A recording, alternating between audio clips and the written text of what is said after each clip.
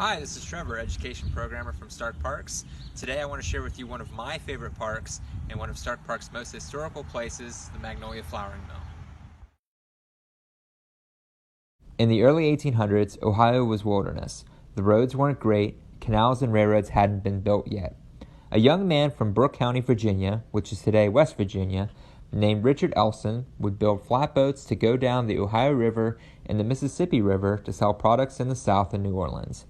After each of these trips, he would walk approximately 1,000 miles back to this area. He completed the trip 7 times and afterward was able to purchase property in Sandy Township. He purchased the land and constructed his flour mill in 1834. He called the mill and the town Magnolia, after the magnolia tree which he frequently saw throughout the South. The mill would remain in the Elson family for 5 generations and over 170 years.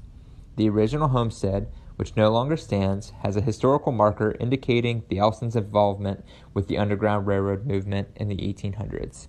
Another house sits next to the mill and is privately owned, and this was constructed by Augustus Richard Elson, Richard Elson's son, in the 1870s.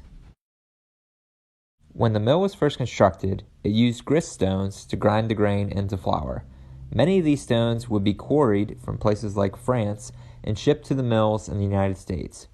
In the 1880s, A.R. Elson made many advancements to the mill, including replacing many of the grist stones with NORDYKE and MARMON rolling mills.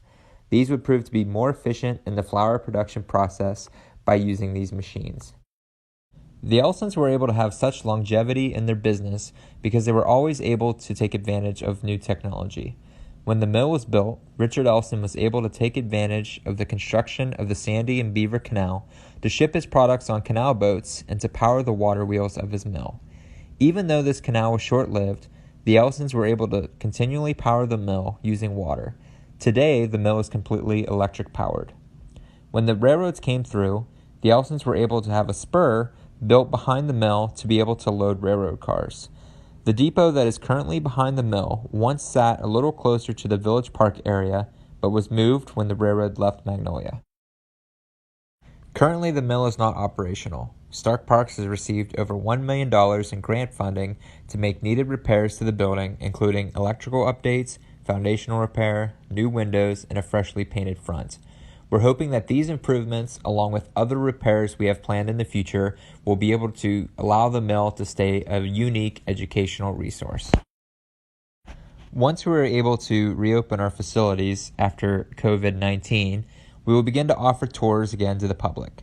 We often partner with the Magnolia Area Historical Society to provide walking tours of town, showing historic sites such as the recently restored Kemp Blacksmith Shop and the Isaac Miller Inn, which was the original inn for the town and also is a location today for Taggart's Ice Cream.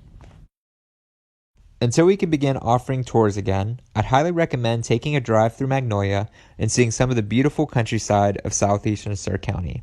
If you get a chance, stop at Fry Family Park, which is just a few miles outside of Magnolia.